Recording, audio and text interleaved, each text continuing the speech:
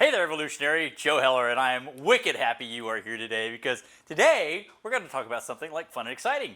I was having a discussion with a friend of mine who's a scientist the other day, and we got this really deep discussion. And so this is kind of fun for me because I started asking him questions, which I guess he was kind of shocked that I was even asking these questions. But we're talking about the universe in mathematics, and while I'm certainly not a mathematical genius, I do know one or two things because I've kind of read some things. And also, it's because my guides kind of point me in that direction to kind of understand the things to kind of look at to understand what's going on in the physical universe and what's kind of beyond the beyond. So we start talking about the universe and mathematically how the universe is actually calculated, what they're doing to kind of figure things out.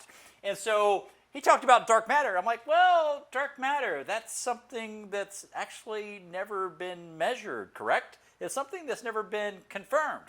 And he goes, yeah. So basically, these PhD physics scientists kind of invented dark matter to make their mathematics work. Now, that's kind of funny.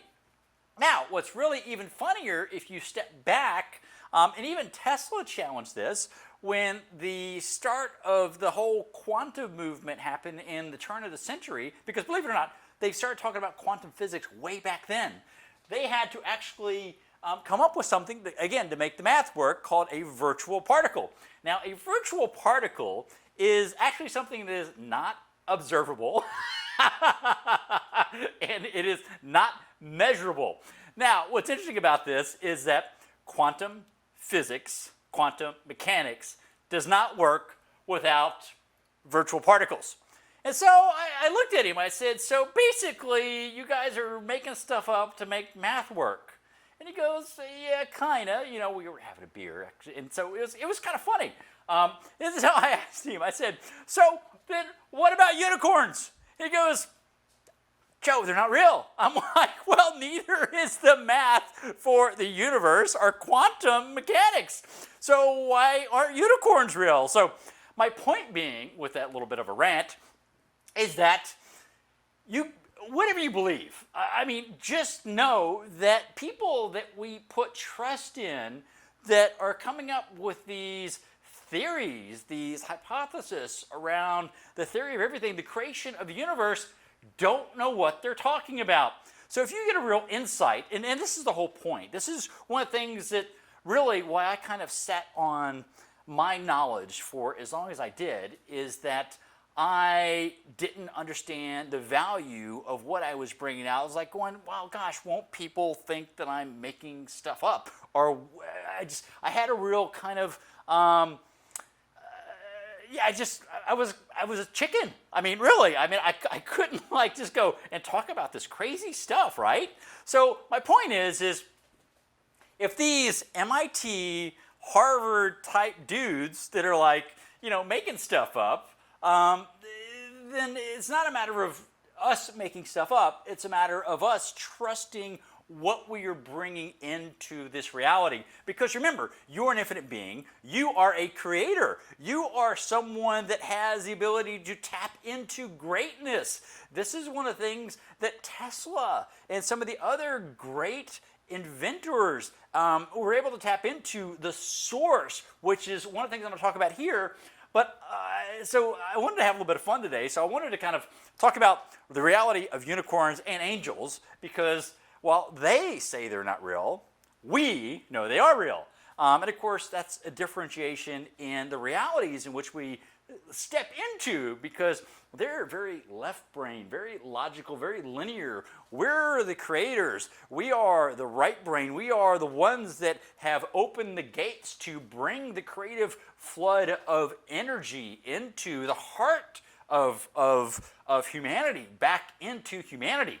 And that's really important, because if you're watching this video, you are exactly one of those people. You are an evolutionary. You are someone that is here to change time and space, to help all evolve. You are here to serve the greater good. And that's wicked exciting for me that you're tuned into this video right now. So as we talk about this, one of the things that my guide showed me a very long time ago, when I was kind of looking through some paperwork, so I'm going to bounce around a little bit here, is that they actually talked and showed me this kind of picture of this eye, and it was like, they call it the eye of creation. I was like, oh, the eye of creation, that's kind of a cool name. And it's like, so I equals intention, which is the center, which exists in the heart. So again, talk about the heart space. And then attention, which is kind of the next round out, kind of like when you're looking at your eyes. And then obviously motion, because you've got to have this motion, which is actually one of the reasons like the law of attraction actually kind of falls down, because they use the word attraction, which moves and creates a verb into a noun. So it has stopped moving. You've stopped moving in the flow of things. And so if anybody were actually truly going to teach the law of attraction in the proper way, it'd be the law of attracting. And by the way, I Googled that the other day, and that law of attracting was actually .com was available. So I bought it just for fun, because, you know, I just was like going, gosh, if people really understood, and I think, what's her name? There's like a woman spiritual teacher that talks about the whole ing thing, which creates momentum in one's life, and she's absolutely correct. So anyway, I just thought that was kind of a fun thing to share. So if you think of the old, not old, but the very I am.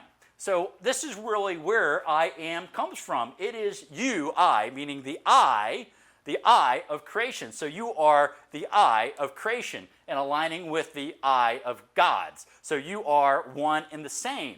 So I thought this, in looking at the eye of creation, was a super awesome thing to share. So when we look at this in the eye of creation, we have two options relative to our evolution. We can evolve and we can devolve. And when my guides were showing me this, I had the song Good Vibrations playing in my mind, which is why I've got this little thing right here for Good Vibrations, because it's really an awesome song. So looking at the 0 point, or really the present moment, we have two options. And what are those options? Those are expansion or contraction. We have the ability to evolve or devolve, which leads me to this, which is really exciting. And I wasn't going to share this for probably quite some time, but this is really kind of, not even kind of, it is the first personal development model, if you will, that's specifically designed for evolutionary growth. And I was like, wow, that's kind of cool. It's kind of like Tony Robbins' kind of like thing from God sent down so we could like get this architecture of exactly how to evolve. And so the acronym, which is kind of cool, is SIAREE, S-I-A-R-E-E. And when I go, SIAREE, that's kind of interesting. What does that mean? Well, it means source, which resides in our hearts, really. And again, this is a clockwise, a right movement. Expanding from that goes into intention. And so intention is something very fascinating, because once you put intention together properly within the construct of your being, intention, meaning in tension, there's a tension within. So you're actually creating this tension like a rubber band within you. And intention is really the thing that alters time and space. It's really, really exciting when you understand truly what intention is. And so you go from intention, from source, to action. And now, action, it is a right action. So it's sort of like the right-handed path. So you're going and you're expanding on action, and then you've got the R for up here, which is reaction. So reaction, meaning that if while you're on the expansionary, the right path, there's going to be things that get in your way. So the choice is you can go a number of different ways, but the right choice is always the right choice. Because one of the things I mentioned in my earlier videos, there's really only about 30 to 35% of humans that actually have a soul. So if you think about a video game, and I don't know if you have video games or seen a video game, I've got 3 boys now, they're much older now, but with video games, when they're like in playing and stuff, there's what's called NPCs. So non-player characters, meaning that the NPCs are these kind of like game created in the software algorithm players that get in your way, that kind of block you, that try to slow down your growth, try to get you killed so you can't get to the end game. So when these NPCs hit you here, that's when you need to, again, continue on that extended expansionary path and always go to the right-hand path. Because again, we're always dealing with the creative side of the mind to open things up to expand. So once we get here, we get to expression. So as we begin to expand, and by the way, this is phi. And I think I've talked to you guys a little bit about this before. The law of phi is the expansionary mathematical law, like the blossoming lotus, the blossoming sunflower. It is how we blossom in life. It is a mathematical construct, which is a real, by the way, mathematical construct, unlike dark matter and virtual particles. So with regards to with regards to phi, we are expanding or expressing ourselves, getting to that expansion. So we are consistently expanding out beyond to create an experience for our soul. Isn't that totally awesome? I think it is. And so with that, we get this wonderful model of creation. And because as we look at the triangle, is there 3 in 1 or is there 1 in 3? Well, really, it's one and the same. And actually, there's a lot of esoteric meaning behind the butterfly that I chose for my logo.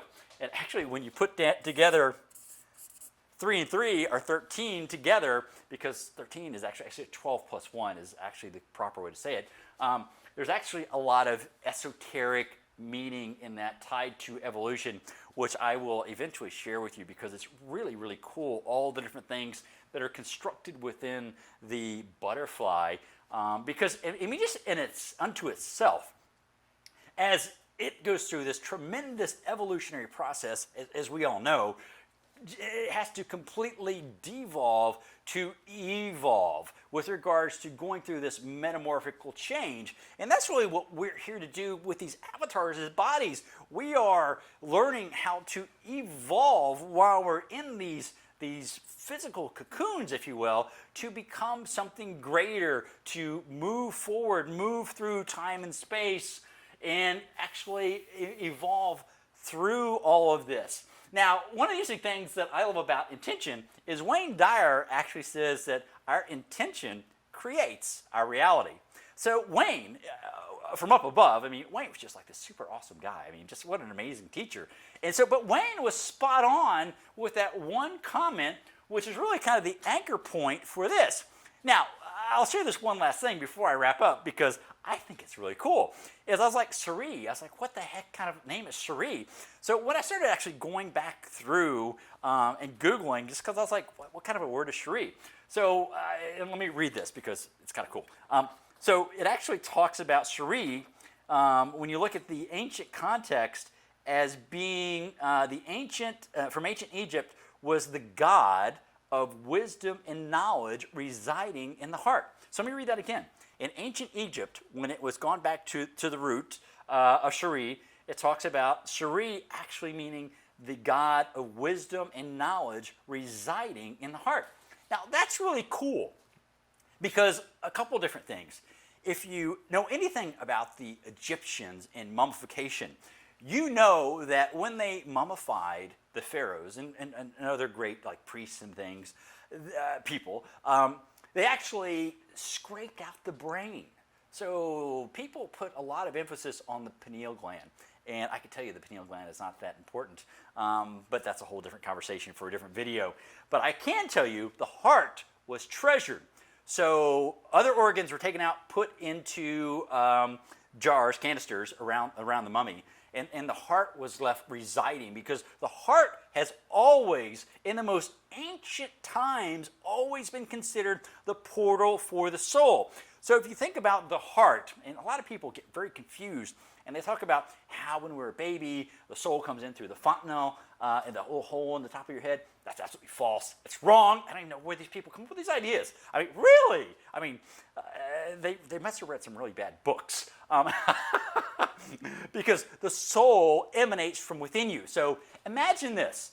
Imagine a wellspring within a farmer or out in the country. This wellspring, this effervescent water spring that just keeps coming up. This beautiful, clean, fresh water that everybody drinks from and nourishes themselves from.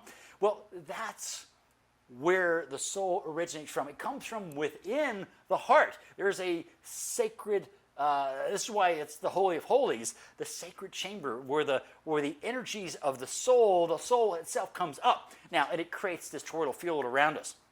Now, this is like really, really cool and pretty far out there because a lot of people don't and can't grasp the infinite space within.